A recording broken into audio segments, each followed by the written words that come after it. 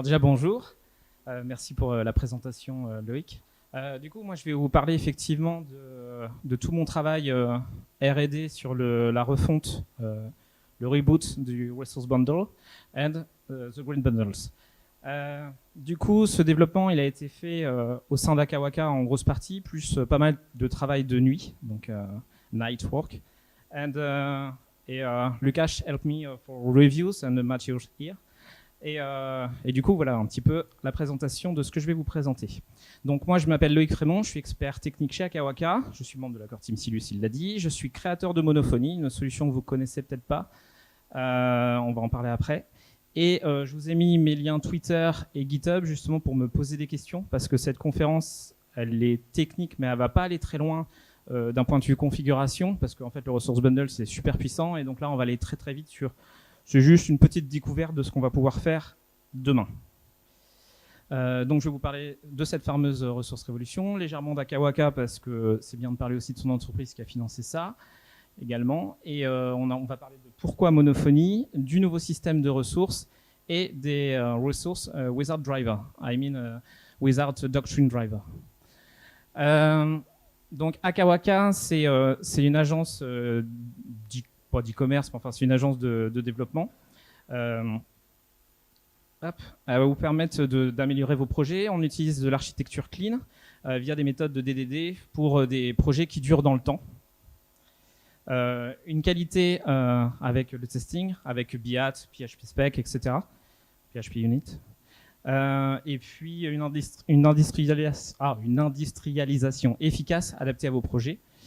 Et puis en régie ou en forfait, enfin bref, c'est tout ce qu'on fait. Du coup, on est partenaire Silus depuis je ne sais pas exactement combien de temps, peut-être qu'Alex pourrait nous répondre. Et voilà, donc... Du coup, là, c'était effectivement, je vous partageais ça, c'était mon arrivée en fait chez Akawaka, en fait, qui a un petit peu boosté Akawaka, puisque le fait que je sois core team contributeur, on a eu plus de... Comment dire, plus de choses autour de Silus encore, j'ai l'impression en tout cas. Pourquoi Monophonie? Alors parce qu'en fait Monophonie c'est un projet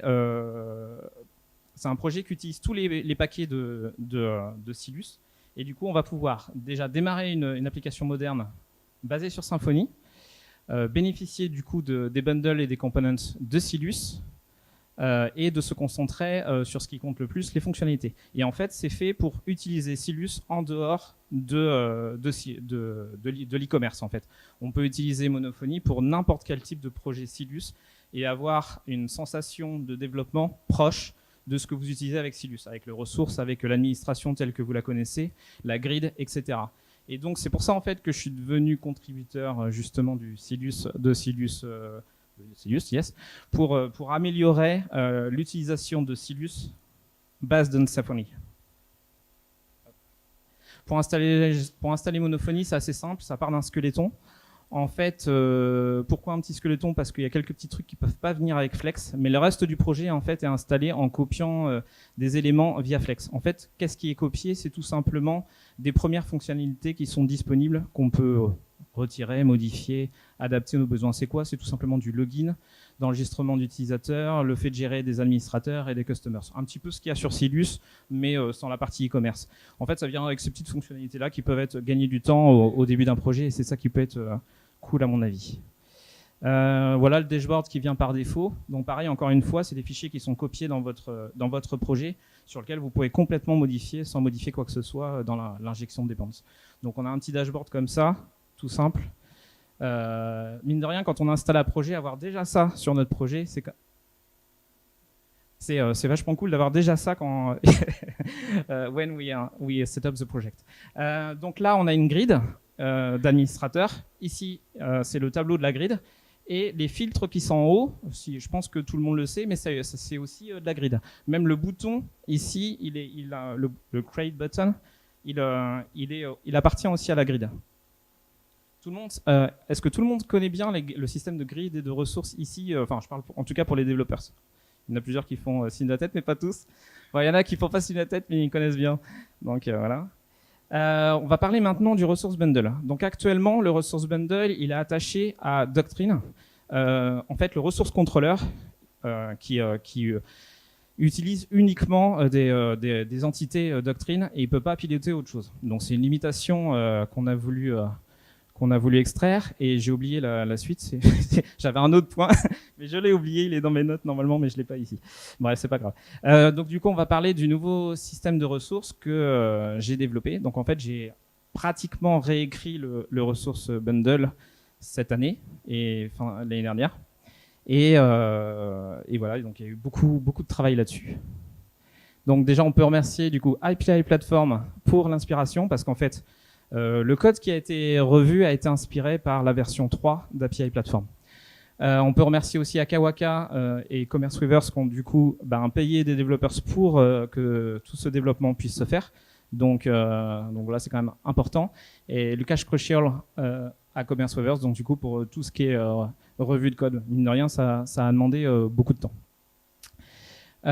Pour configurer un tout petit truc nouveau qui est vachement pratique, on va pouvoir configurer le défaut templates dir, donc le répertoire par défaut des templates. Là, j'ai mis un Silius Admin UI CRUD. En fait, je spoil un peu parce que ce sera peut-être plus tard en fait un plugin qui existera, en tout cas au moins pour Monophonie.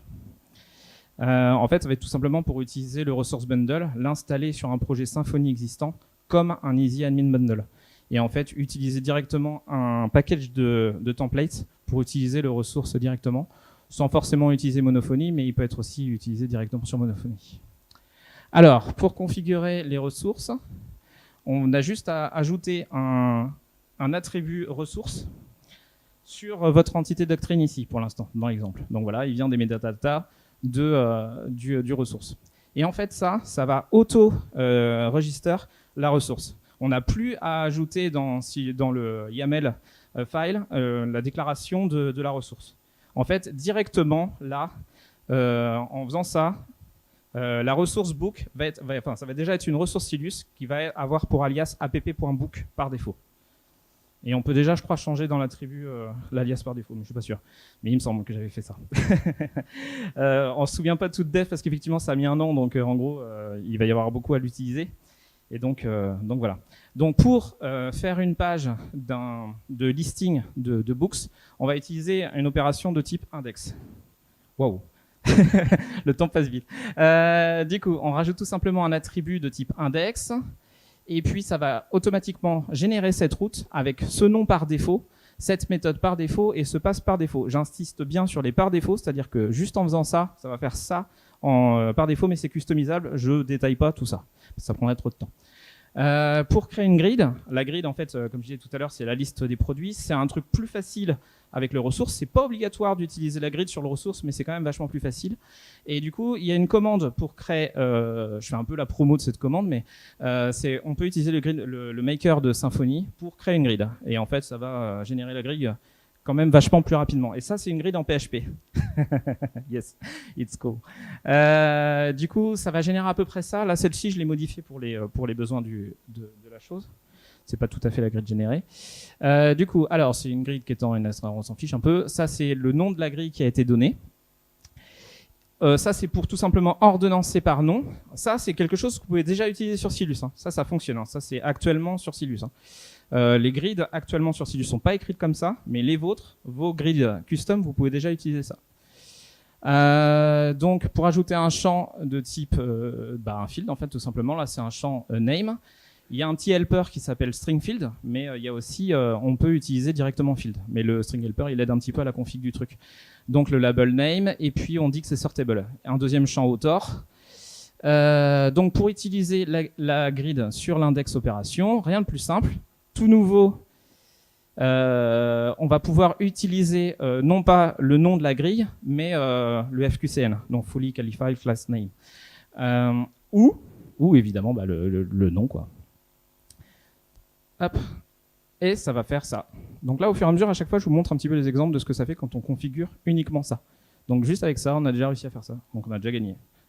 Bon, j'ai passé effectivement le fait de créer l'objet dans Doctrine, etc. Évidemment, enfin, on peut utiliser les makers aussi de Symfony. Pour ajouter un livre, on va ajouter une opération de type create. Je vais aller assez vite. Ça va générer une route de type create en getPost. On va rajouter Un action group, donc du coup en type main, c'est tous ceux qui vont être en haut à droite dans le template par défaut de Silus ou de Monophonie. Et donc là, en fait, on a un main action group et un create action. Mais je crois que en fait, j'ai mis les focus après. Et puis, c'est pas plus mal. Et ici, on voit apparaître directement le bouton create là-haut. Donc vous avez vu, il y a un mélange entre la configuration du ressource, plus la configuration sur le grid. Et ben voilà, là en fait je vous ai passé tous les détails de comment créer un formulaire en Symfony, pardon, Makeform hein, si vous voulez.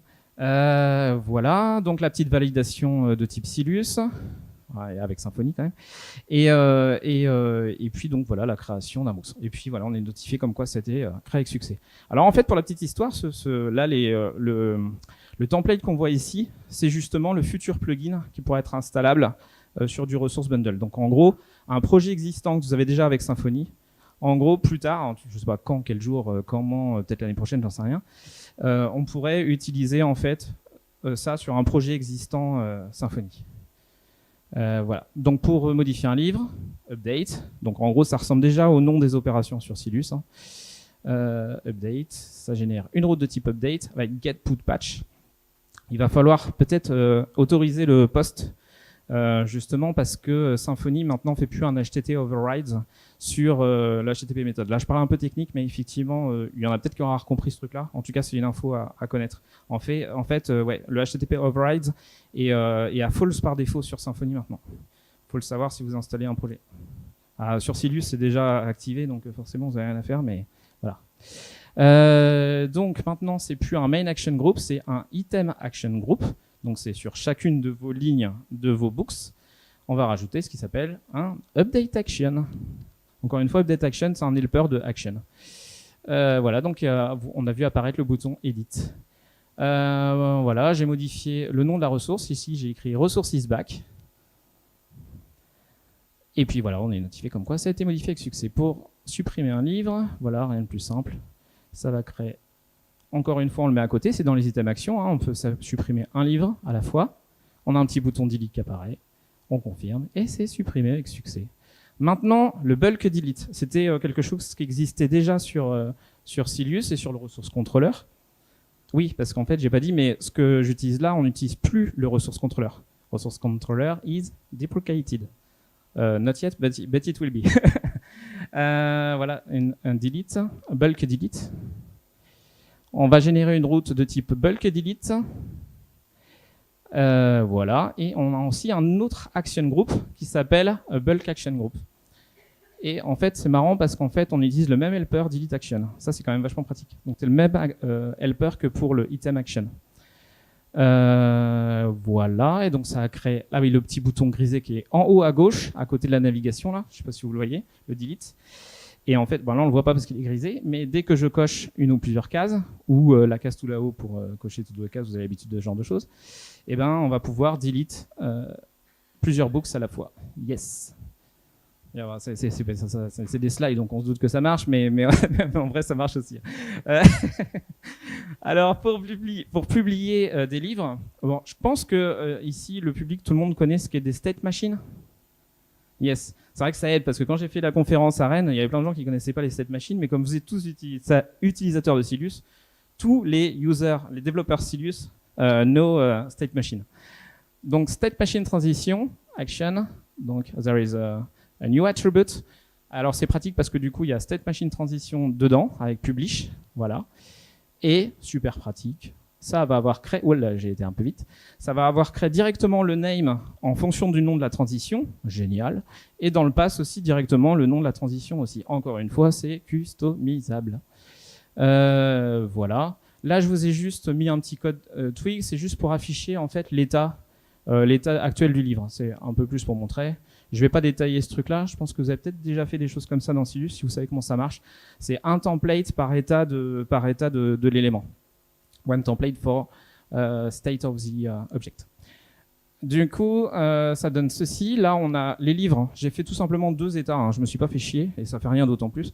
C'est un book qui est en draft et un book qui est publié. Mais bon, c'est pour l'exemple. On va pas chercher des trucs très simples. Les books, ça parle toujours à tout le monde, donc c'est plutôt pratique. Là, c'est un apply transition action. Ça, c'est tout nouveau aussi. Ça marche pas encore aujourd'hui, c'est mergé, mais voilà, ça n'est pas encore sorti. On va pouvoir utiliser ce helper pour gagner du temps sur un item, à pouvoir publier directement à partir de la grille. Ça, c'est des choses qu'on a dans Silus, dans l'admin. Je crois que c'est dans les product reviews qu'il y a déjà un bouton publier, il me semble. Voilà, bon, ça je détaille un petit peu le truc, mais enfin vous voyez, il y a juste à configurer les routes paramètres. C'est vrai que ces petits helpers, ça permet de rendre le code plus facile à écrire que le côté YAML, enfin je trouve, j'espère en tout cas. Moi mon but de toute façon, c'est vraiment d'améliorer cette DX en fait. Voilà le label, machin là. Et voilà le petit bouton publier apparaître en plein milieu par page. On clique dessus et bam, voilà, ça publie avec succès. Et je vais aller vite parce que je vois que je suis un peu en retard. Donc maintenant, on va utiliser la même chose, mais en utilisant les processors. Ah, là, ça vient parler d'API Platform. Et là, ça va être un peu plus marrant. Donc en fait, je vais utiliser à la place une update operation. En fait, on peut avoir plusieurs update operations. Ici, avec les mêmes méthodes, put et patch, vous avez vu, finalement, là, il y a la customisation qui apparaît. Le short name publish, le processeur à utiliser, et en fait, pas de validation de formulaire. La route va être publiée, finalement c'est exactement le même slide, je crois que je l'ai copié-collé, en fait je me suis pas refait chier à refaire le slide, mais en vrai ça génère exactement la même chose avec un code différent. Par contre, cette fois, on va utiliser ce qu'on appelle un processeur. C'est là où vous allez voir toute la puissance de comment on peut utiliser tout ça. Donc le processeur, il implémente une interface qui est un processeur, c'est pas la même que celle d'API Platform, il faudra faire gaffe dans vos projets Silus parce qu'en fait il faudra faire attention de ne pas utiliser celle d'API Platform. Ça, c'est le workflow de Symfony, parce qu'en fait, on va pouvoir utiliser dans Silus les workflows de Symfony. C'était déjà un peu le cas, mais c'était tout ou rien. Là, on pourra le configurer par ressource. Et puis le persist processor, c'est ce qui vient persister en base de données. Là, dans mon exemple, je continue à faire la même chose, donc je vais aussi enregistrer en base de données. Je vérifie avec le workflow, avec la state machine, la state machine de Symfony, si on peut appliquer le truc. Et puis, j'appelle le persistor de Doctrine. Voilà, oui, c'est tout ce que je vais en dire là-dessus. Et en fait, vous avez remarqué, ça fait la même chose. Super. Mais j'ai pas copié-collé, hein, vous avez vu, c'est la deuxième ligne que j'ai faite. Maintenant, pour publier plusieurs livres, c'est là où on a vraiment la nouvelle chose, c'est qu'on va avoir un bulk update. Voilà, déjà première nouveauté, en tout cas d'action possible, c'est qu'on va pouvoir mettre à jour plusieurs lignes à la fois. Du coup, on va faire un bulk update avec le short name bulk publish et on va utiliser le même processeur. Donc en fait, vous allez dire c'est un processeur qui utilisait les mêmes items. Mais en fait, il y a un autre processeur au-dessus qui va appeler ce processeur ligne par ligne. Donc peut-être qu'il faudra faire un bulk processor pour gérer par exemple des lots avec le batch de Messenger. Maybe. Validate false. Voilà, ça va configurer le bulk publish. Et on va créer une action, cette fois sur le bulk action group, pour publier plusieurs livres à la fois. Voilà, avec la route qui va bien. On a le bouton publish en haut à gauche. Et en fait, en vrai, ça n'a pas demandé beaucoup d'efforts. Hein. C'était vraiment super facile à faire. Et en vrai, c'est cool parce qu'on va pouvoir faire des actions sur plusieurs items à la fois. Et ça, c'est vachement cool. Donc là, je publie 2 livres à la fois. Voilà. Maintenant, le dernier point, ça va, 6 minutes, c'est nickel. On va parler des ressources Wizard Doctrine. Donc, le but, c'est de ne pas utiliser les doctrines de driver, les drivers de doctrine, pardon, je mélange l'anglais et le français, et puis, en fait, d'aller chercher les données avec les providers. Donc, nouvelle chose, allez voir les providers. Bon, en fait, tous ceux qui connaissent bien API Platform ne seront pas perdus parce qu'en fait, tout le code vient de là. Merci, Antoine. Et puis, persister les données avec un processeur. Quand on dit persister les données, encore une fois, on ne parle pas forcément de doctrine, en fait, c'est justement enregistrer la donnée. J'ai fait l'exemple avec un fichier CSV. En fait, là, c'est une liste de books. On a ici l'ID à gauche, on a le nom du jeu de société, et à droite, la description. L'exemple, en fait, je l'ai fait avec un fichier CSV pour que ce soit assez facile, mais le but, c'est on va pouvoir faire ça avec, en allant chercher des données via un ERP, via une API derrière, ou ce qu'on veut, et en fait, directement afficher dans notre administration la visualisation des données et synchroniser avec l'ERP sans avoir à vraiment synchroniser les data, en fait. On va directement lire à partir de l'ERP et écrire dans l'ERP. Voilà. Bon, après, c'est un cas d'usage. Hein. Donc, le ressource, on l'a défini cette fois non pas sur une entité doctrine, mais sur un objet classique. il doit implémenter le resource interface. Pour l'instant, c'est obligatoire, mais ça va sans doute virer. Il n'y a plus vraiment nécessité d'implémenter cette interface. Pour l'instant, si, hein, mais je parle dans le futur. Je suis toujours dans le futur, moi, du coup, hein, de Silus plutôt que le présent. Donc, je suis un peu désolé, mais c'est mes idées aussi. Alors, voilà pour attacher la grid. Donc, voilà, on attache la grid en index. Et là, on va créer une grille qui est reliée, vous voyez, avec le board game resource. On va avoir un provider spécifique parce que la grid a son propre driver. Du coup, il faut spécifier. Je sais que ça va t'intéresser, toi. Du coup, on a un nouveau provider qui utilise le getData. On va en parler tout de suite. Voilà, tout de suite, très vite. On a le getData ici qui contient la configuration de la grid et des parameters. En fait, ces parameters, ils sont configurés par le resource bundle. Bon, après, on va pas rentrer dans les détails. Vous pourrez venir me causer si vous avez envie de comprendre le code à l'intérieur du resource bundle. Parce que du coup, j'étais obligé de beaucoup l'ouvrir pour le réécrire. Ça, c'est tout simplement pour lire les fichiers CSV, on s'en fiche, mais on crée pour chacune des lignes une board game resource. C'est surtout ça qu'il faut retenir. Et en fait, le getData, enfin le grid provider, il n'est pas chiant. En fait, lui, il demande juste il demande rien du tout, en fait. En vrai, on peut retourner ce qu'on veut. Et c'est juste le resource bundle qui derrière... Ah, si, c'est bon. Qui derrière reconnaît que c'est un objet de type PagerFanta et du coup va paginer cet objet de type PagerFanta. Ou la ressource GridView pour tous ceux qui connaissent un peu le détail du code Silus. Voilà, aller lire la donnée. Donc le provider qui vient lire la donnée. Et puis voilà, ça marche déjà. Donc ça, c'est un exemple que j'ai fait sur un projet Symfony en utilisant mon petit paquet et en utilisant les branches de dev du resource bundle. Et en plus, vous voyez, la pagination fonctionne déjà. Ça, c'est cool. Sans avoir à rien faire. En fait, c'était super magique, c'est que j'ai vu d'un coup, bam, ça marche. Waouh. Donc, Adigum Board Games, on va ajouter, bon, create, vous avez bien compris. On va avoir un processeur pour enregistrer la donnée. Donc, je vous passe les détails, mais ça vient écrire dans le fichier CSV. Vous pouvez regarder un petit peu tout ce code-là à la maison tranquillement. Là, j'ai pas le temps dans ce genre de conférence. On ajoute la donnée, voilà, et on voit qu'on l'a bien effectivement en fond de grid. Pour l'éditer, on réutilise un provider et un processeur, parce qu'il faut le provider pour aller lire la donnée, le process pour venir l'écrire. Le provider, voilà, donc il vient lire la bonne ligne dans le fichier CSV, qui instancie le board game resource, et le processeur qui vient écrire la bonne ligne dans le fichier CSV. Et voilà, ça fait quoi? Ça ajoute, et ça fonctionne. Oh, magique. Pour le supprimer, pareil, je passe les détails. Voilà. On va pouvoir supprimer la donnée. L'avantage du delete, que je ne vous ai pas montré, attends, je reviens. On réutilise le même provider. C'est ça qui est pratique pour l'édition, pour la suppression. Donc vous avez gagné un petit bout de code à écrire. Hop. Vous regarderez un petit peu tout le code là, mais bon, après, l'utilisation en fichier CSV, c'est pas le plus marrant, mais si vous voulez essayer chez vous, ça peut être pratique, en fait, ces exemples de code pour réessayer tout ça chez vous. On return nul, et voilà, maintenant on peut supprimer un livre par défaut. Waouh! Alors, dernier point, il faut que je me dépêche, mais c'est celui-ci que je voulais souligner. En fait, pour ordonnancer les grids, il va falloir que vous le gériez vous-même parce que vous n'êtes plus avec Doctrine, donc vous n'avez plus la pagination fournie par PagerFanta ou ce que vous voulez. Non, c'est pas le... Mais enfin, en tout cas, il va pas gérer le sorting, en fait, oui, parce que c'est fait sur la requête SQL. Je m'embrouille, mais enfin bref. Là, le sortable name ask, eh ben, il marche pas, vous avez vu. Il marche pas du tout, ça change rien. Merde, bon, ça, c'est un des trucs qui a pas marché. C'était cool, ça avait marché pour la pagination, ça a pas marché pour le sortable. Et ben, du coup, on va récupérer dans la grid. Je parlais tout à l'heure que le ressource envoyait des choses dans parameters. Et bien, c'est là. On vient récupérer parameters get sorting, tout simplement. Et après, bon, là, je gère ça avec mon fichier CSV en regardant, en comparant les chaînes. Voilà, je me suis un peu amusé.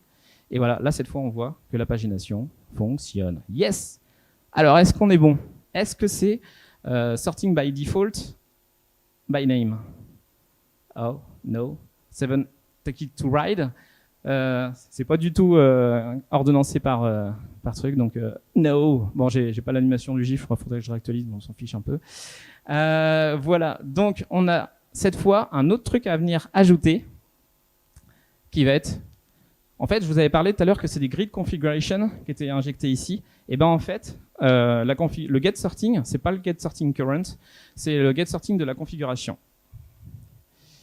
Et cette fois, Voilà. Et j'ai dû rater un truc pour que normalement on a le. Ouais, bon, enfin, non, il y en a qu'un en fait. Effectivement, on voit bien que c'est Seven Wonders en premier, Azul, Carcassonne. Donc cette fois, ça a fonctionné pour l'ordonnancement par défaut. Donc quand il n'y a pas de query param dans votre URL. Du coup, ça va sortir. On ne sait pas trop quand parce que à chaque fois, la dernière fois, j'avais dit 2 semaines. Je crois qu'il y a 2 semaines, c'était il y a 2 mois. J'en avais parlé au forum PHP, j'avais dit peut-être l'année prochaine ça sortira, en fait on savait pas trop. Ça fait un moment que ça dure cette histoire. C'est vrai, c'est un peu chiant quand même. Est-ce qu'on pourrait pas faire quelque chose? Bah je sais pas, moi non, mais tu crois? Toi peut-être? Ah peut-être. Moi pas vraiment. Oh wait a minute. Il est déjà en train de sourire. C'est qui ça? Vous l'avez vu? Eh oui. Oh. Eh ben on va release maintenant. Surprise. Yes, ok.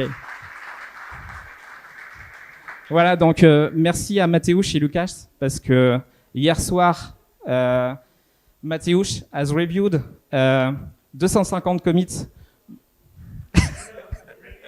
Reviewed, yes. Lucas has reviewed about 100 pull requests. 100 pull requests for that. Wow. And it was merged on a branch, and that branch was reviewed a little, but still was Lucas at midnight, I think so. Yes, and the last pull request was merged at aujourd'hui à midi, this noon.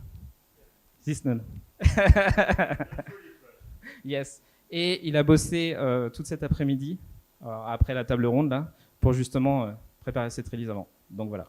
Okay, let's go. It's a conference-driven development.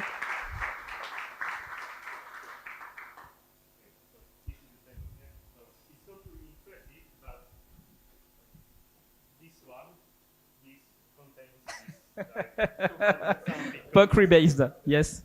I don't know do you hear me, but yeah. Bon, le temps qu'il est fait, en fait, effectivement, avant la branche, il y a un moment, ça a appelé, je sais plus POC quoi. Ensuite, c'était POC new resource metadata. Et pour pas casser les PR en cours, j'ai fait un POC rebased quand j'ai fait les rebased parce que j'avais un peu peur que ça casse tout. Et en vrai, Lucas, pendant ce temps-là, n'était pas trop au courant que j'avais créé une nouvelle branche. He's merged something else on the old branch. So cherry pick, rebase. Yes, c'était ma vie de ces derniers jours, c'était que des rebases. Yeah, okay, so let's try to create a tag. Obviously, probably it will not work because, you know, this is live demo. But it did. Yes. And right now we will try at least to push it into the proper branch and the proper tag.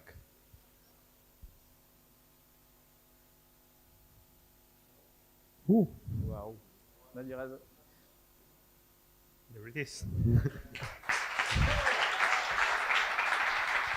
Merci beaucoup.